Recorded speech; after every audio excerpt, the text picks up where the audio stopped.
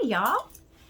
I finally got home and I finally started making cookies. Now, the chocolate chip cookies are supposed to chill for 2 hours. Now, it doesn't matter. I mean, you can chill it longer. That's not a big deal. But here's something that a lady said. And what I did was I just Googled best chocolate chip recipe. That's it. I didn't look at any I had printed out. I didn't look at anything else online. I just took this recipe and I doubled it. Now, something that I thought was so cool is that she said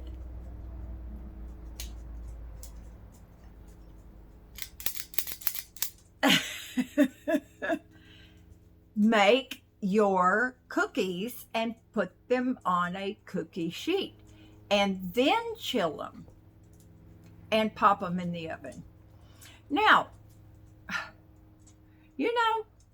that is so awesome, and I don't know whether I ever would have thought of that or not. But if you guys have baked cookies and you've chilled your dough first, that dough can be hard as a rock. So I think that is an awesome idea, and that's what I did. So I did the chocolate chip cookies, and then I think I told y'all in the video before this one that I was going to do what we used to call thumbprint cookies. And they're shortbread cookies, really. And we used to just put our thumb in and then fill them with whatever we wanted to. Strawberry, raspberry, huckleberry, boysenberry, whatever we wanted. So this recipe is, you'll find it under Genius Kitchen. And it says shortbread cookies with jam or jelly centers. So you can, whatever you like the best. Now I'm using peach. My pals from Pennsylvania brought me some wonderful jam, and I believe my peach, it might be marmalade. I'm not sure. But anyway, that's what I'm using. Now this recipe, she says, don't be fooled by this little recipe. So few ingredients, but believe me, it is one right after another pop in your mouth. So she got it from her best friend Robin, who got it from her Taste of Home cookbook. So these are the ingredients, y'all. 1 cup of butter, no substitutes. 2/3 cup of white sugar. 1/2 teaspoon of almond extract, which I happen to have. And it says you can use 1/2 teaspoon of vanilla. 2 cups of all-purpose flour and jam for the centers. Now, y'all, there's no egg, there's no baking soda or powder or salt. There's no liquid at all. And I'm like, can this be right? But I followed the directions. So you cream the butter and sugar, you beat in the extract, you gradually blend in the flour, cover and refrigerate for 1 hour. This is the simplest, no explanation cookie recipe I've ever seen. For the butter, it doesn't say room temperature. It doesn't say softened. It doesn't say melted, which is what the chocolate chip cookie recipe called for. So, I mean, you just do the best you can and hope they turn out good. So, You know, I like to make double batches of cookies. But since this is one that I've never made before, I only wanted to make um, one batch. And if they're really good, I'll make another one. But again, y'all, if you don't need the big mixer, get the smaller one. Because when I made one batch of this cookie recipe, I had to really like use my spatula and stuff because it's not good at mixing a small amount. Now, let me tell you what I used to make my little hole in and put my jam in these cookies. When I first got these, and of course they're adorable, thank you, but I thought, you know, I don't know that I'm really gonna, use a smidgen of something. But y'all remember when I got my little pig whisk and some stuff for my kitchen that was amazing. Well, I took the biggest one. It's called a tad. So I made the hole in the cookie and then I scooped up my jam just enough to fill the hole. So, thank you, sweetie. I found a good use for these. Now, here's another thing.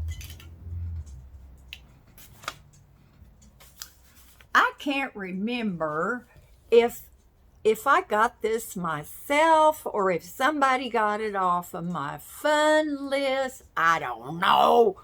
But this one works really good. This one, however,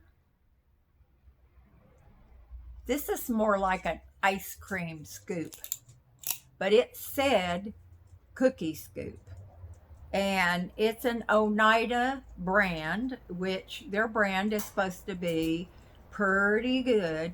But do you know, when I picked this one up, this was the only small cookie scoop that they had. So I got it. I think it's going back. What happens is, you see the little thingy in there, that little thingy right there, that releases your dough and lets it fall out. It leaves dough in there. It leaves dough in there. Yeah, it's got a big space. You can't really see it. Now this one gets it all. It gets it all. So I'm going to get the little one. I don't even know what this, there's no name brand on here. I think it's an OXO, but I'm not sure. I don't know. That's weird. They don't have a name on here at all. Oh, OXO.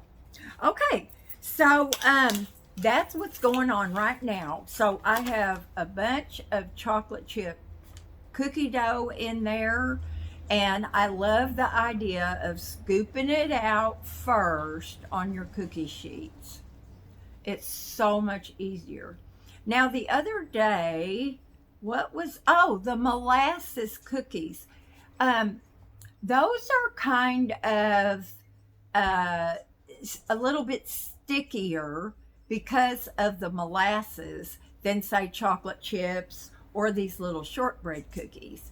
So I found, and on the molasses cookies, it says to roll them in balls and then roll them in sugar. Frankly, I think you can do without that. Now I'm going to make some molasses cookies today, but I'm going to use a different recipe. The other ones were great. Stephanie loved them. Her parents loved them. But I'm just going to use a recipe I think will be a little more cakey instead of the real thin kind.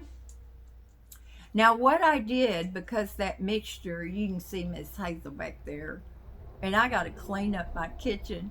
But um, I had a little cup of sugar, and I would just put my scoop in, tap it off, and my cookies just fell out. Worked really good. So that's it, y'all. That's what I'm up to today. A little bit of housework and just chilling with Hazel and doing what I love to do. So I will talk to y'all later. Oh, and sweetie, you were telling me about, you know, too much face and not enough surroundings. So I put the camera on what they call live focus, and it looks like it kind of spread out. If you try to pinch it out like that, you can't do it on this mode. Well, I looked in the settings, it doesn't say anything about a mode, so I don't know what the deal is with that.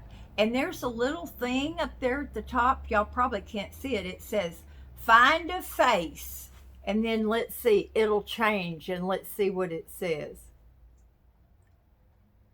Well, because I said that, it's not moving. Hey, find a face.